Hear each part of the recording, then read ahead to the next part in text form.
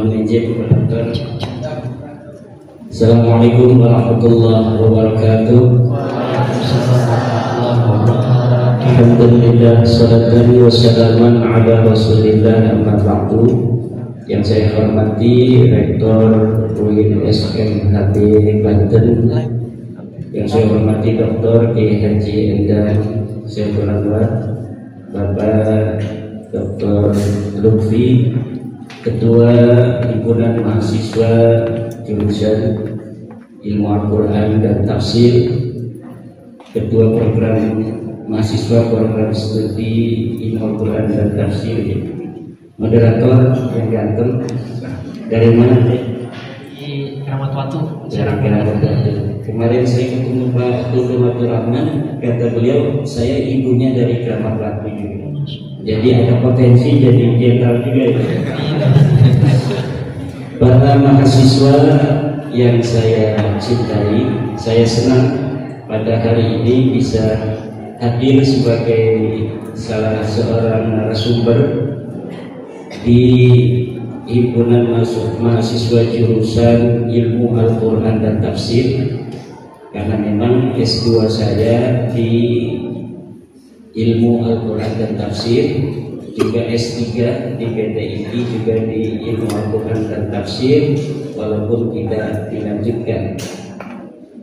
Saya S1-nya di UIN sini, dulu namanya masih Sekolah Tinggi Agama Islam Negeri Sultan Maulana Hasanuddin, kemudian jadi IAIN, kemudian sekarang jadi di UIN. Dulu tidak ada gedung-gedung mewah begini, tetapi kualitas pengajarannya itu luar biasa. Para dosen-dosennya di STAIN itu sangat berbobot. Saya langsung dibimbing dalam metodologi penelitian itu oleh Profesor Dr. HMA Tihami MA. Ada para pakar-pakar lain, termasuk Dr. Uus Suwaidi dan lain sebagainya. Memang jurusan tafsir itu ini termasuk jurusan yang dimana-mana sepi peminat. Kenapa? Karena di jurusan tafsir kita suruh belajar tafsir, kita tapi diancam oleh Nabi Muhammad. Man fasara al-Qur'ana bi ra'yihi falyatabawwa maq'adahu minan nar. Kita suruh belajar tafsir tapi ancamannya neraka. Coba bandingkan dengan jurusan dakwah. Dia atau belajar dakwah, kemudian diberikan iming-iming akan jadi orang bahagia. Wal takum minkum ummati yad'una ilal khairi wa ya'muruna bil ma'ruf wa yanhauna 'anil munkar wa ulaika humul muflihun. Jadi orang-orang jurusan dakwah akan bahagia. Makanya banyak mereka itu amplopnya gede-gede kan. Kemudian jurusan tarbiyah, dia diberi gelar wali. Kalau jurusan tarbiyah ar-rabbani huwa alladhi yurabbi an-nasa min sigharil 'ilmi qabla kibarihi. Wali rabbani adalah orang yang mentarbiyah manusia dari kecilnya ilmu sebelum ilmu-ilmu yang besar. Itu luar biasa. Tapi untuk jurusan tafsir itu dampaknya ancaman. Man fassara al-Qur'ana bi ra'yihi falyatabawwa maq'adahu minan, termasuk jurusan hadis. Man kadiba alayya muta'ammidan falyatabawwa maq'adahu minan. Jadi ancamannya ini antara tafsir dan hadis sama, neraka. Kata sebagian orang yang masuk neraka itu yang dosen hermeneutika saja. Walaupun jurusannya dia itu jurusan tafsir, kalau mengajar ulumul Quran itu masuk surga. Tapi kalau dosennya jurusan tafsir, ngajarnya program studi yaitu pelajaran hermeneutika, itu yang masuk neraka katanya. Sedangkan saya itu dulu belajarnya hermeneutika. Di S2 saya dan di S3 itu belajarnya hermeneutika. Bagaimana kita memahami pemikiran dari Muhammad Arfur bagaimana kita memahami pemikiran dari Nasr Hamid Abu Zaid, bagaimana kita memahami pemikiran-pemikiran hermeneutik dari Abdullah Sa'id, teori double movement, kemudian Fajr Rahman, itu teori Fajr Rahman hermeneutiknya menggunakan teori double movement. Sedangkan Abdullah Sa'id itu menggunakan contextual approach, pendekatan kontekstual dalam bagaimana kita menafsirkan Al-Quran. Itu semuanya hermeneutik, belum dari para ahli-ahli Indonesia seperti Pak Profesor Syahiron Samsudin dalam teori hermeneutiknya yang sangat terkenal, makna kum manza. Saya ini mendapatkan sangat silsilah sampai ke Sayyidina Syekh Goldizer dari Pak Syahiron Samsudin, karena beliau dosen saya di S3 itu memberikan sanad kritik hadis sampai ke Sayyidina Goldizer.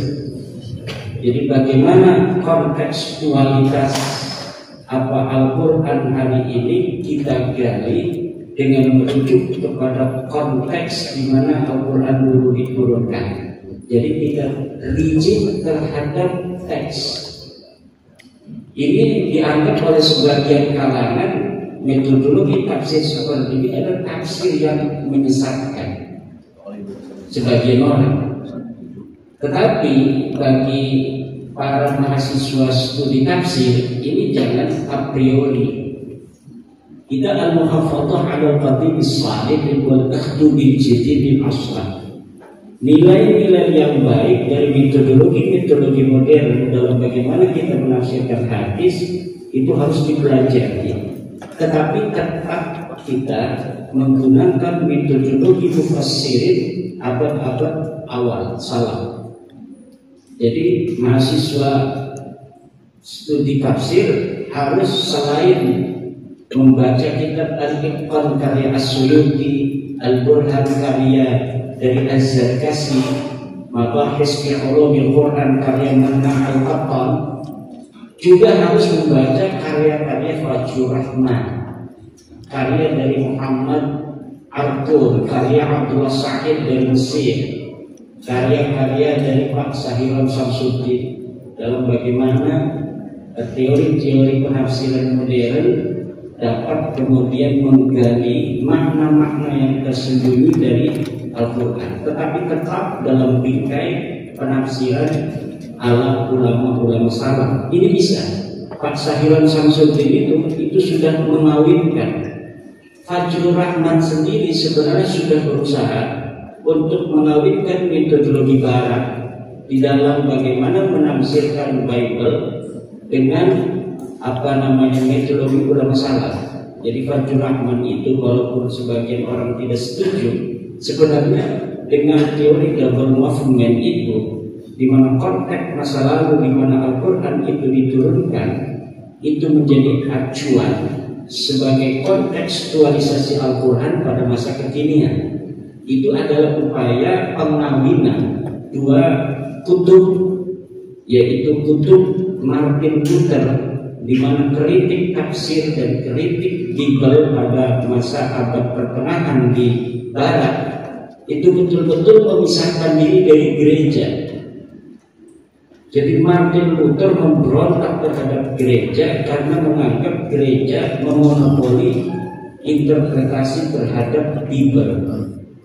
Sehingga kemudian orang semacam Martin Luther ini menganggap ajaran-ajaran Bible itu bisa dirubah sesuai dengan konteksnya ketika Martin Luther itu hidup.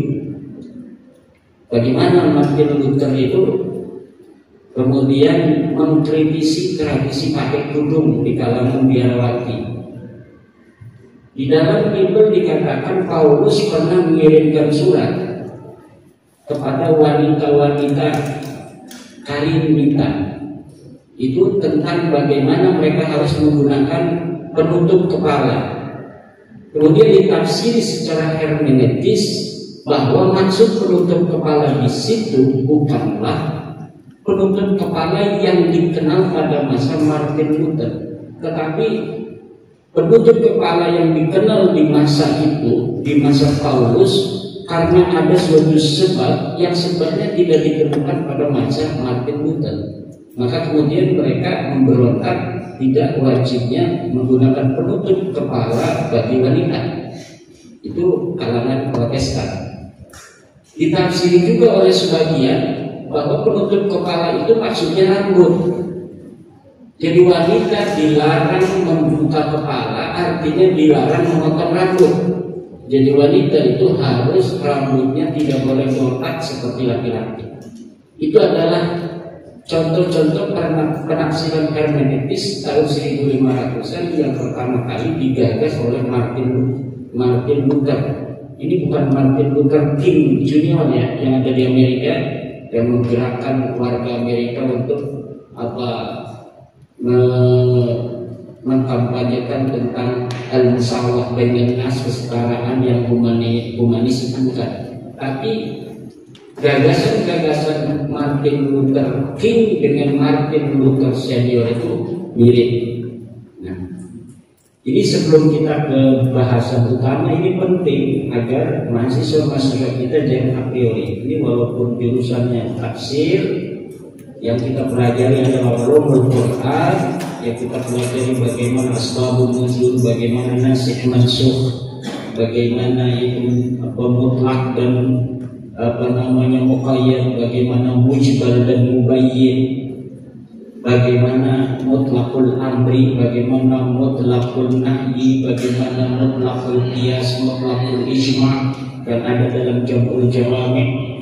Tetapi sebagai manusia modern yang akan menghadapi tantangan masa depan, yang kita hidup hari ini hidup sejagat. Jagat hari ini bagaikan satu kampung kecil yang hari ini kita mengetahui di tempat kita kejadian tertentu, maka di ujung dunia yang lain mereka sudah mengetahui juga. Maka kita jangan menutup diri sebagai seorang mahasiswa dari pemikiran-pemikiran baru, walaupun tetap dalam pijakan dasar hal-hal yang tidak bisa kita menafsirkan hadis kecuali dengannya, yaitu ulumul Quran. Jadi ulumul Quran itu adalah sebuah pisau analisis yang utama di mana kita bisa menafsirkan Al-Quran. Adapun yang baru seperti bagaimana hermeneutika, itu kita ambil yang baik-baiknya saja. Karena hermeneutika itu sebenarnya bukan hal yang baru deh di dalam penafsiran Al-Quran. Coba seperti teorinya Nasr Abu Zaid tentang kontekstualisasi Al-Quran. Itu sudah ada sejak masa lalu dengan teori-teori bagaimana kita asbabun nuzul, kontekstualisasi ketika Al-Quran itu turun pada masa itu, kemudian dicari kemiripannya dengan apa yang terjadi hari ini, apakah ada hubungan. Kemudian tentang pendapat dari Abdul Sa'id tentang pendekatan konteks itu sama semuanya itu ada di dalam asbabun nuzul. Kemudian bagaimana juga tentang tafsir holistik yang ada di dalam salah satu basis analisis tafsir hermeneutik. Tafsir holistik itu sudah ada sejak masa lalu. Ar-Raghib Al-Asbihani itu tentang tafsir maudhu'i. Nah, tafsir maudhu'i ini sama dengan tafsir holistik. Jadi ketika kita menghadapi sebuah persoalan kekinian, bagaimana kita ingin mengetahui hukumnya, yaitu dengan cara kita mengumpulkan seluruh ayat-ayat yang terkait dengan masalah yang kita hadapi secara komprehensif dan holistik, tidak terjazub, yaitu dengan satu ayat kemudian digalami secara tahwili, akhirnya ayat yang berbicara tentang masalah yang sama di ayat yang lainnya ini terabaikan. Ini tafsir holistik yang ada dalam konsep kajian tafsir hermeneutik itu sudah ada di dalam ulumul Quran, yaitu tafsir maudhu'i. Tafsir kan terbagi dari bagaimana cara menulisnya, tahlili, tafsir maudhu'i, dan tafsir apa satu lagi itu? Ijmali, yaitu tahlili, ijmali, dan maudhu'i. Tafsir juga dilihat dari bagaimana alat-alat yang digunakan itu terbagi menjadi satu tafsir bil maksud menggunakan hadis. Ada tafsir bil ra'yi menggunakan otak, ini para ahli filsafat. Kemudian yang ketiga tafsir bil isyarah, tapi sering disebut juga oleh para mufassir dengan tafsir isyari. Tafsir isyari ini ahli tasawuf. Ahli tasawuf itu ketika mereka menafsiri ayat Fatbahu Baqarah itu, sembelih sapi itu bukan sapi benar tapi hawa nafsu gitu.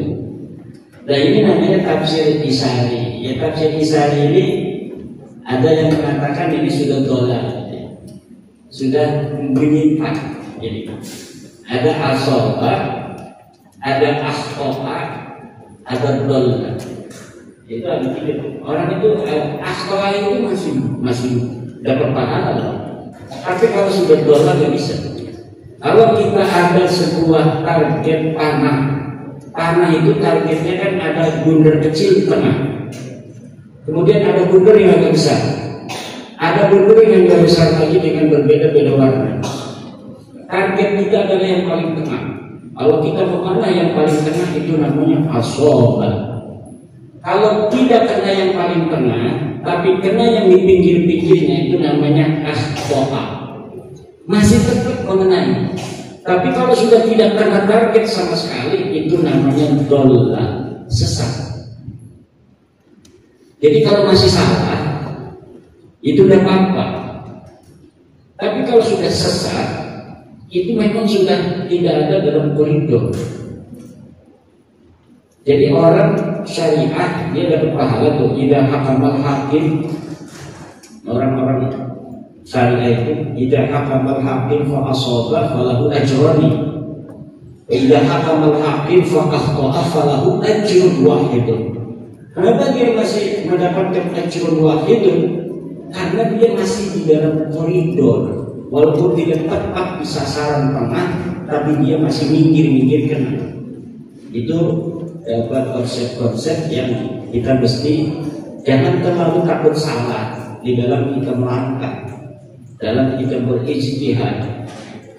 Kalau kita niatnya bagus, berbasis dengan metodologi yang jelas, sesuai dengan apa yang telah disampaikan oleh para ulama secara manhaji, itu kita jalan aja. Masalah benar salahnya itu Allah mempunyai tadi koridor. Tiga akhtoa itu falahu ajrun wahid. Tapi basis metodologisnya harus jelas. Makanya antara tiga, satu kita dalam cara berpikir itu harus tawassul, harus tatawur, dan harus manhaji. Tawassul itu adalah moderat antara liberal dan tekstualis. Orang yang terlalu rigid tekstual, maka dia akan sempit cara pemikirannya. Tapi orang yang liberal, sudah ada teks Al-Quran bahwa yang namanya babi itu haram. Hurrimat alaikumud damu, hurrimat alaikumul maitatu wad damu wa lahmul khinzir. Sudah jelas bahwa khinzir babi itu diharamkan. Tapi kemudian dia mengesampingkan teks. Katanya khinzir yang diharamkan haruslah khinzir yang sama spesiesnya yang ada pada zaman Nabi. Nah, kalau misalnya kita mau mengharamkan babi, maka babi yang diharamkan harus sama spesiesnya dengan yang ada zaman Nabi. Sebelum kita mengharamkan babi-babi yang ada di Indonesia, terlebih dahulu kita harus mengadakan penelitian Nabi spesies apa yang ada pada zaman Nabi. Nah ini adalah orang-orang yang mengesampingkan teks. Orang yang mengesampingkan teks itu akan menjadi liberal. Sementara orang yang terlalu rigid dengan teks, maka dia akan menjadi orang-orang yang jumud, stagnan. Kata Imam Al-Qarrafi bahwa yang namanya al-jumud dhalalun fid-din.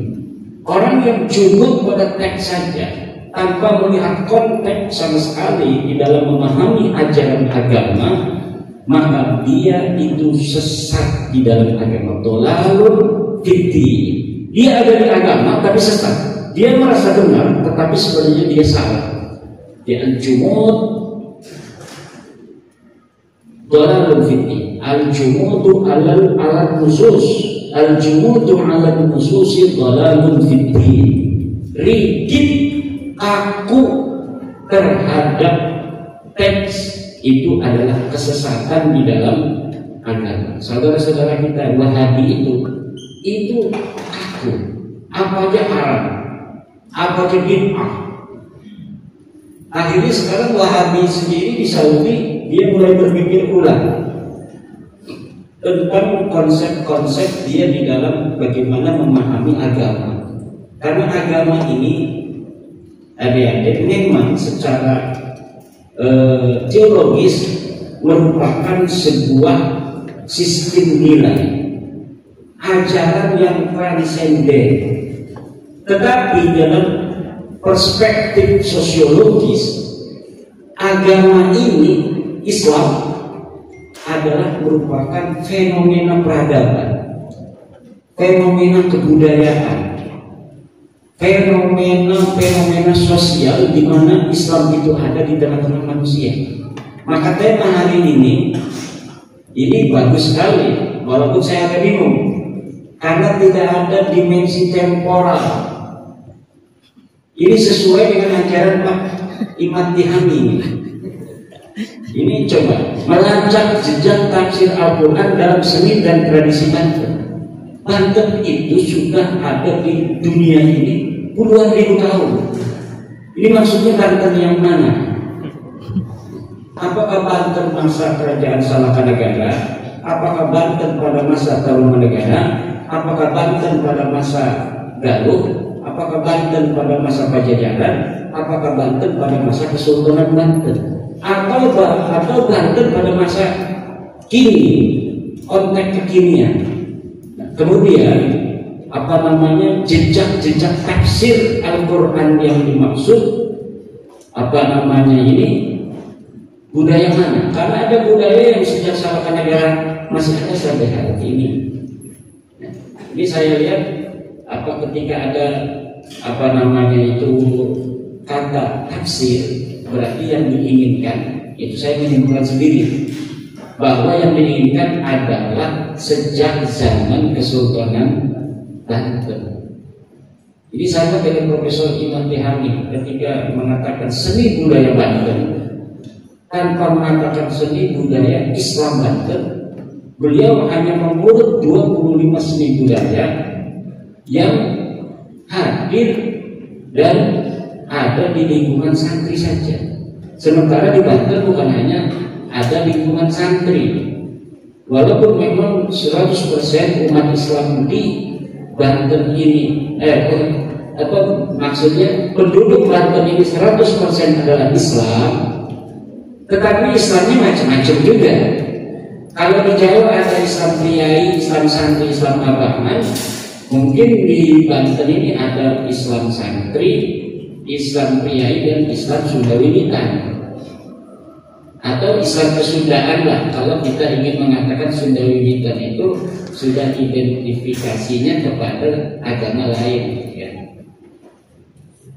Jadi sebenarnya ada budaya-budaya atau seni-seni yang tidak disebutkan oleh Profesor Tihami seperti seni Jaipong. Kan coba lihat dalam potret budaya masa lalu, kini dan yang akan datang dari tulisan Profesor Tihami itu tidak menyertakan semacam jaipongan, tidak menyertakan semacam yang berkembang di Sumedang atau yang berkembang di daerah Rangkas, di Ciptagelar dan lain sebagainya, walaupun sudah berbeda provinsi tetapi memiliki kebudayaan yang sama dengan masyarakat di Kanekes misalnya. Kebudayaan-kebudayaannya banyak sekali, tapi tidak dimasukkan oleh Profesor Tihami. Nah, ini pandangan Pak Profesor Tihami ini sama dengan pandangan mayoritas ulama Banten. Jadi kata Banten itu menurut ulama-ulama itu sakral. Jadi ketika seni itu diidofatkan kepada Banten, itu harus juga bermakna hal-hal yang sesuai dengan syar'i. Dan ini problematis ini secara kajian sosiologis, kajian budaya. Tetapi saya memahami yang disampaikan oleh para antropolog Banten itu memang geloranya semacam itu, ditenagai oleh bagaimana dia sebagai seorang antropolog memandang akan pikiran-pikiran masyarakat yang berkembang di tengah-tengah masyarakat. Jadi kalau orang ngomong Banten itu kayaknya sudah sakral, itu sudah identik dengan Islam, sudah identik dengan kesatrian. Kamu kadang-kadang kan orang yang mau di Jakarta, mau merantau, ngomong ibunya, kamu jangan ngomong orang Banten kalau belum bisa haji, dan itu begitu. Kamu ngomong jangan mengaku orang Banten kalau belum bisa ngimami sholat. Ya. Termasuk di dalam hal seni itu Pak Tihami ketika mengurut seni budaya Banten yang diurut hanya seni-seni yang terkait khas dengan Islam santri yang ada di Banten, semacam debus Surah-Surah, seni debus Pusaka Banten, seni Marhaban, seni Beluk, seni Patintung, seni Tabu Bedung, semuanya itu adalah seni-seni yang berkembang di lingkungan masyarakat santri Banten. Tetapi kita tidak boleh menyalahkan, karena bukan hanya Profesor Tihami yang berpendapat seperti itu. Ulama-ulama, kalau kita turun ke ulama-ulama, begitulah pandangan ulama terhadap Banten itu.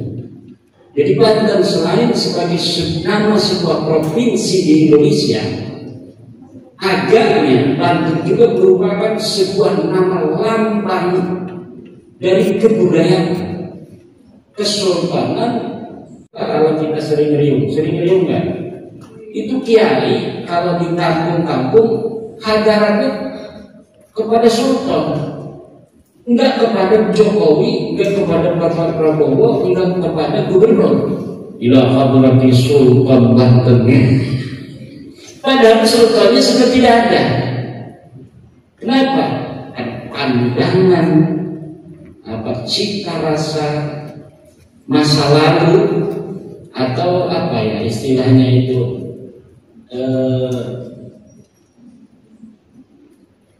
orang bercinta itu mengenang masa lalu itu apa namanya?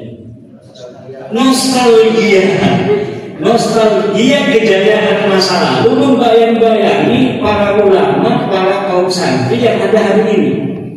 Jadi nostalgia kejayaan kesultanan masa lalu selalu membayang-bayangi daripada para kiai dan para santri dan masyarakat Banten pada umumnya. Ini yang berbeda dengan konteks sosiologis di masyarakat Indonesia lainnya, termasuk dalam kebudayaan. Saya mengira Pak Profesor Tihami, kalau saya dulu manggilnya Pak Iman, bukan Iman tapi Iman ya. Tidak memasukkan jaipong misalnya, itu karena dua hal.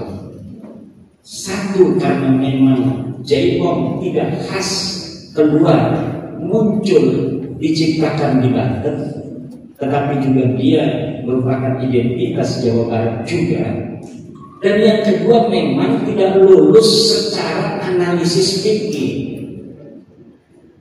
Jadi jaipongan walaupun real, dia ada sebagian masyarakat Banten yang masih menggunakan atau mengadakan pagelaran jaipongan.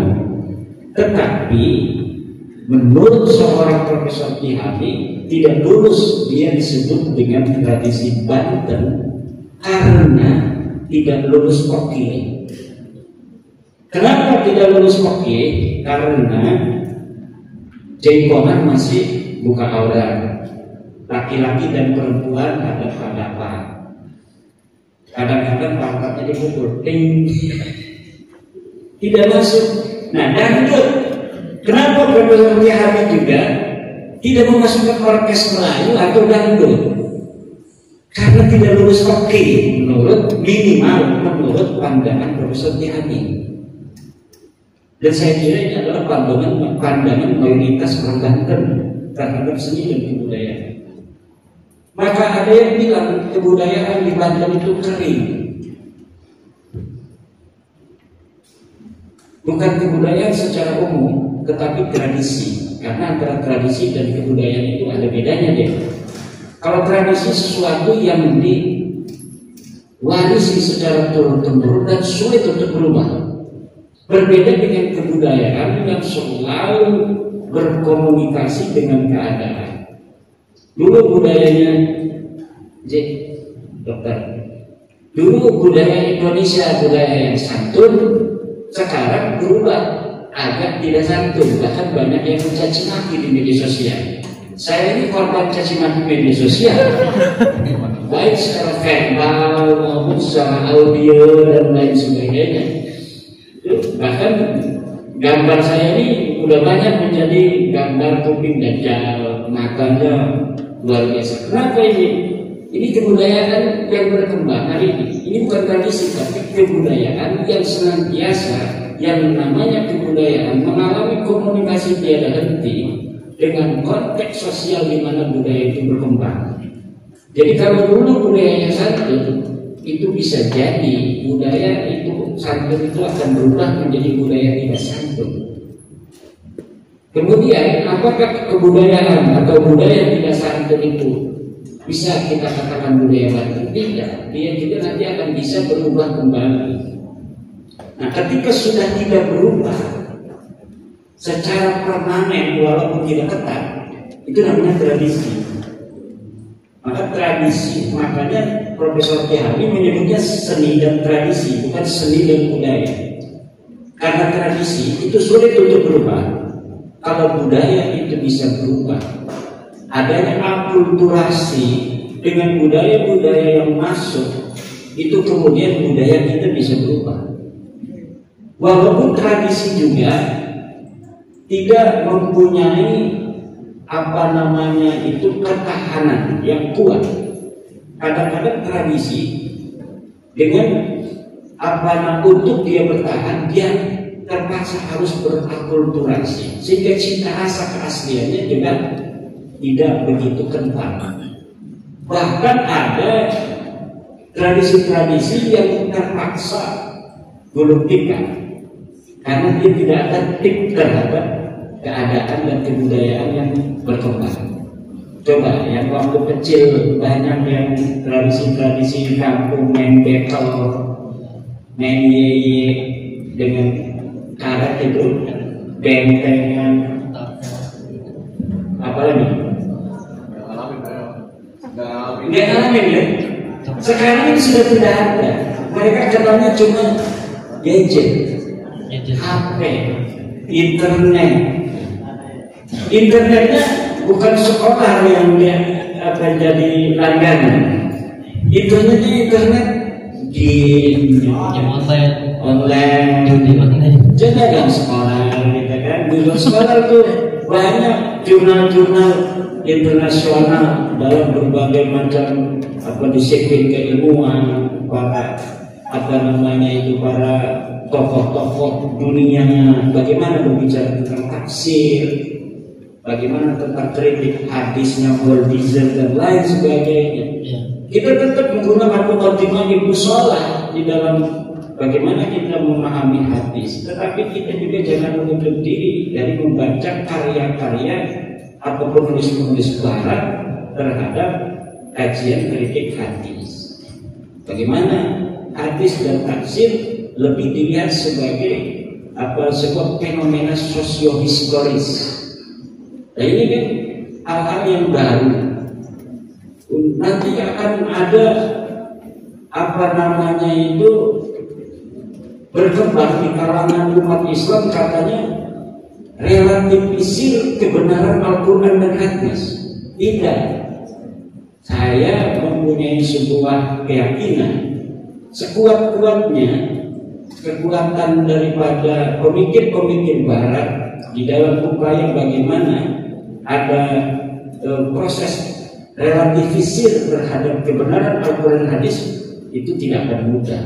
Maka pada mahasiswa jurusan tafsir, jurusan hadis, perkaya diri dengan berbagai macam bacaan Muhammad Arbun tadi, kemudian Abdullah Sa'id, Syahriwan Samsudin, kemudian dari kritik hadis juga. Ini akan memperkaya bagaimana kita menemukan kebenaran hakiki, bukan malah untuk mendegradasi kebenaran. Tidak. Kayaknya kita membaca, kita akan punya perspektif yang lebih luas terhadap bagaimana kebenaran itu sendiri. Justru akan memperkuat kebenaran yang kita selama ini yakini. Kembali kepada bagaimana seni dan tradisi Banten. Contoh marhaban, bagaimana kita bisa melacak jejak tafsir Al-Quran yang ada pada marhaban. Marhaban itu adalah ekspresi masyarakat Banten untuk bagaimana mencintai Rasulullah, mencintai ahli bait Nabi.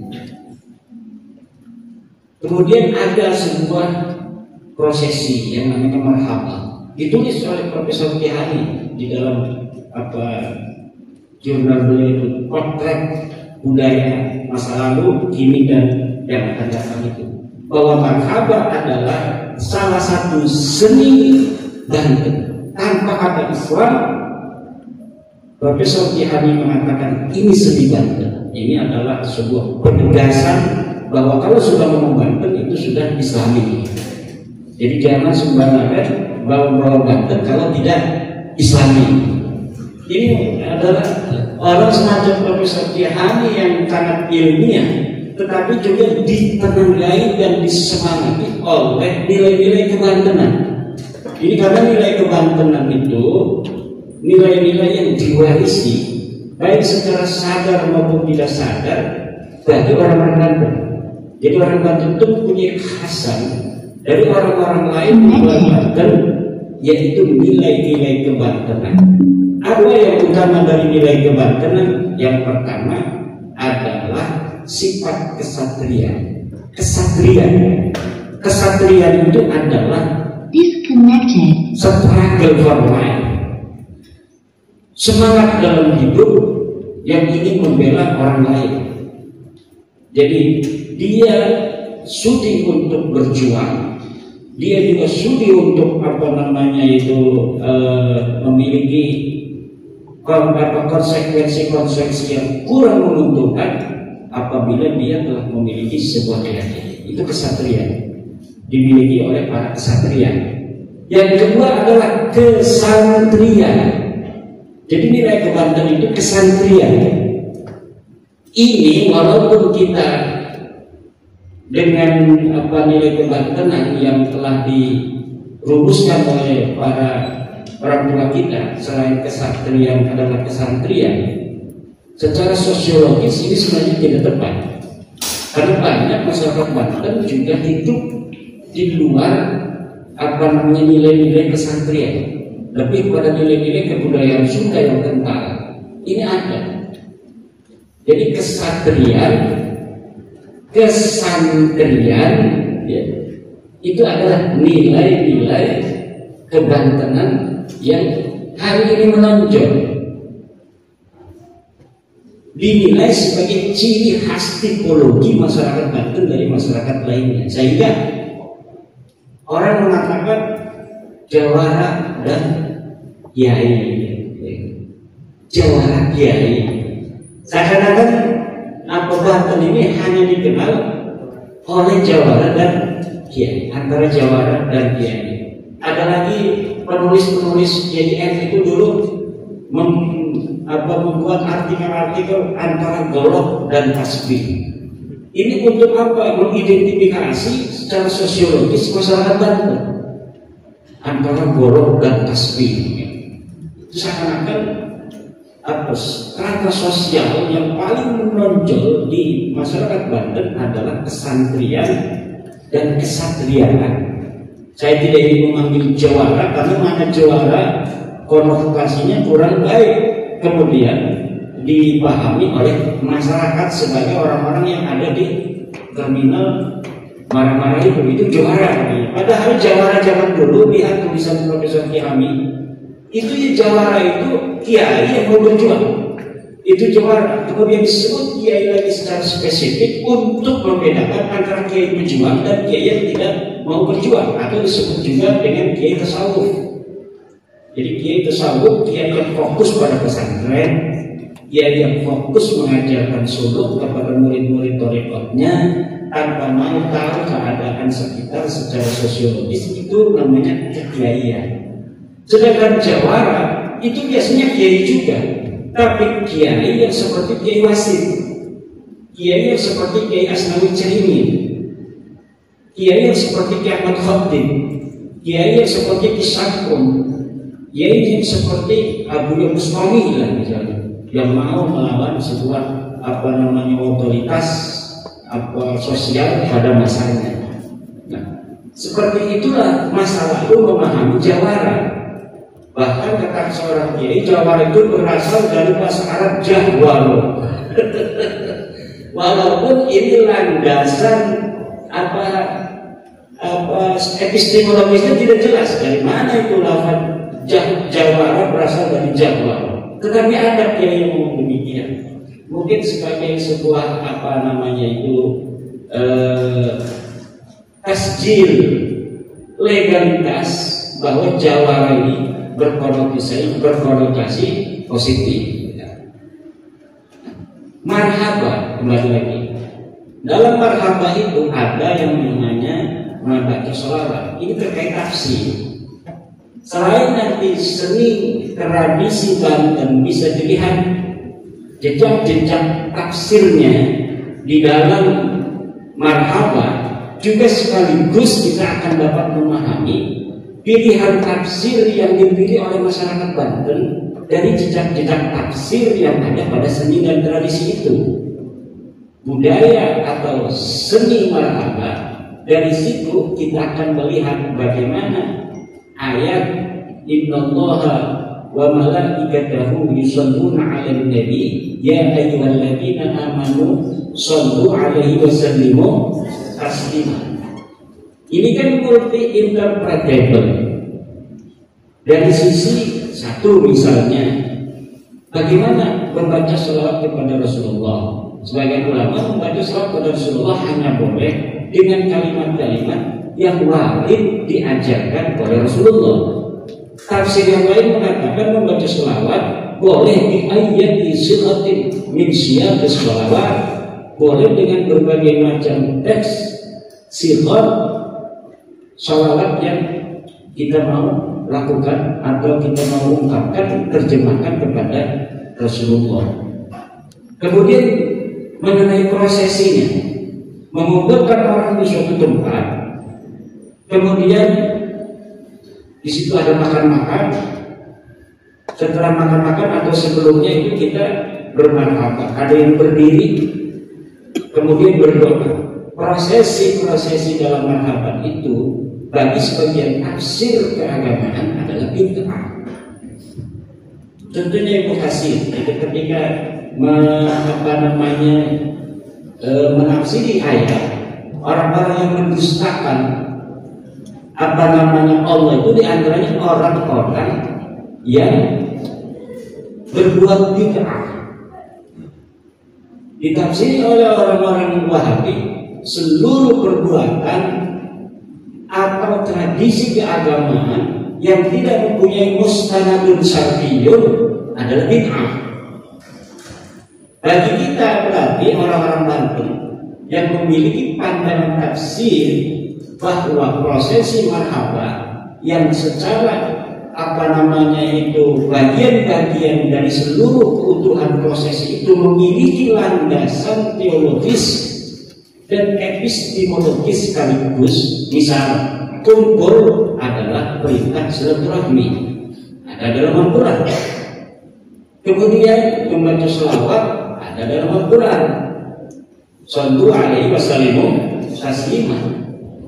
Mengasih makan orang yang hadir ada di dalam Al-Quran, yaitu tentang sholat.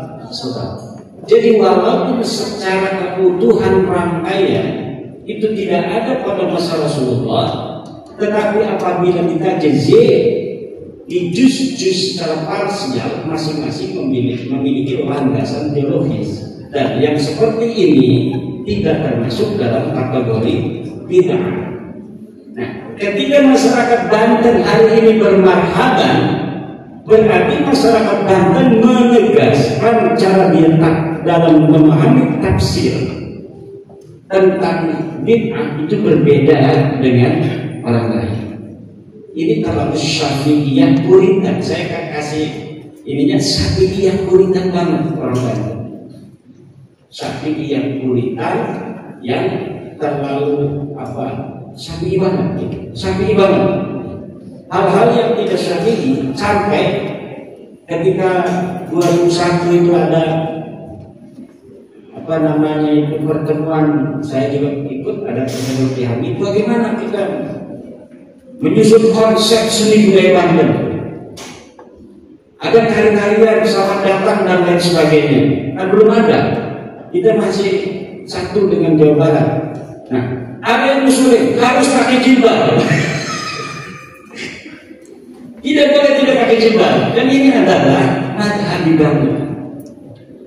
Sampai bagi orang Banten, kalau seni dan budaya itu dan tradisi tidak Islami tidak menerima. Makanya kekeringan budaya yang ada sejak keruntuhan Kesultanan Banten itu dipengaruhi juga oleh perspektif teologis masyarakat Banten terhadap kebudayaan itu sendiri. Coba kalau di Temanggung, saya kemarin habis dari Temanggung itu masih ada dolala yang luar biasa itu ya ini besar-besar di sana itu masih jaipongan saja. Sekarang ini kan sudah mulai disyarikan gitu. Ada jaipongan syar'i gitu. Dan ini cara memandang kebudayaan dari perspektif agama. Dan saya kira itu tidak akan menjadi sebuah hal yang mustahil, di mana nanti agama dan kebudayaan beriring sejalan seperti masa Kesultanan Banten. Ini tantangan di bagi ahli tafsir. Juga sini kan ada adab tuh jurusan sejarah. Ini harus sering ada pertemuan. Bagaimana kita? Karena UIN Sultan Maulana Hasanuddin Banten ini adalah salah satu atau yang paling diharapkan mampu melahirkan pemimpin-pemimpin Banten di masa yang akan datang yang lebih layak atau layak diterima oleh masyarakat Banten daripada lulusan-lulusan Stikom, lulusan Untirta dan lain sebagainya di dalam masyarakat. Kalau di pemerintahan dalam arti jadi PNS mungkin agak tidak laku, tapi kekuatan UIN ini para alumninya ada di masyarakat. Jadi kalau dia lulusan UIN dia akan diterima oleh masyarakat. Lulusan mana? UIN Banten, udah mereka itu udah agak tenang gitu. Maka ini kekuatan sosial yang dimiliki oleh UIN Banten di mana lulusan-lulusannya. Coba hari ini yang banyak lulus dari biasa kepemimpinan Banten secara sosial itu dari UIN Banten. Diterima atau tidak diterima oleh orang lain bahwa memang lulusan UIN Banten sekarang ini, coba lihat ke 20 mungkin 34 ya, 90% lulusan UIN Banten. Kemudian para KUA itu hanya lakunya di situ KUA gitu kan, itu dia UIN Banten. Di faktor-faktor politik di misalnya di Bawaslu, di KPU, yang tidak mensyaratkan dia harus sesuai linier lulusan politik misalnya, itu pasti di situ lulusan UIN Banten akan merajai. Kemarin kenapa kita punya PJ bukan orang Banten? Karena di atas, di pusat itu ketika dicari tidak ada orang Banten yang menulis syarat. Aku ya sampai ngomong, bukan sekolah sia itu. Karena apa? Kata aku ya, dia harus jadi pejabat orang Banten kalau di Banten. Aku yang nggak ada ini, nggak ada persoalan apa sumber dayanya di pusat. Orang yang pas untuk menjadi PJ misalnya di Banten, nggak ada orang Banten yang pas. Ada polisi nggak boleh sekarang. Kemarin itu juga dipengaruhi oleh kekuatan sosial. Siapa yang ada di jabatan tertentu itu dipengaruhi oleh kekuatan di luar politik, yaitu kekuatan sosial yang mempunyai otoritas keagamaan di daerah. Terus pokoknya laporan negara jemaah Banten yang tidak ada nama marga selain Banten. Kalau ada nama marga Banten, boleh. Akhirnya tadinya bukan Bapak PJ ini, sudah ada nama orang lain yang ditentukan oleh pusat dengan nama marga luar dari Banten. Akhirnya diganti satu hari sebelumnya karena para kiai Banten tidak mau ada nama marga lain menjadi pejabat di Banten. Pejabat itu pejabat politik yang paling tinggi seorang gubernur. Ini rasa-rasa bahwa begini ini masih ada di kalangan masyarakat kekuatan sosial di Banten. Termasuk masalah PIK ini, masalah PIK ya. Tadi Dr. Kiai Endang PIK ini, ya PIK ini kalau masalahnya menurut pandangan para kiai ini bermasalah. Kiai sudah bergerak.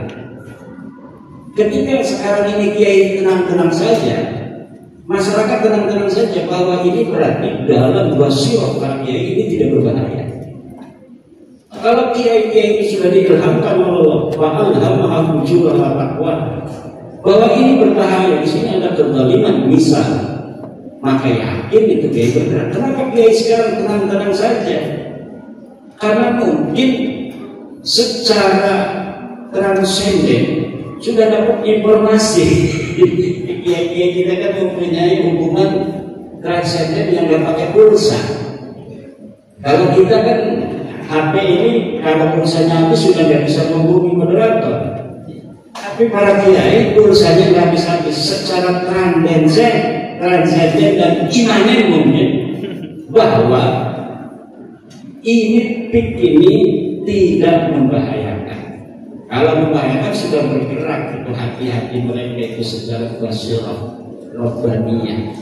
Mungkin sementara seperti itu, nanti kalau ada pertanyaan kita kembangkan dalam diskusi. Kalau saya bisa jawab, nanti Profesor Uwit dengan Dr. Endang yang akan menjawab. Terima kasih.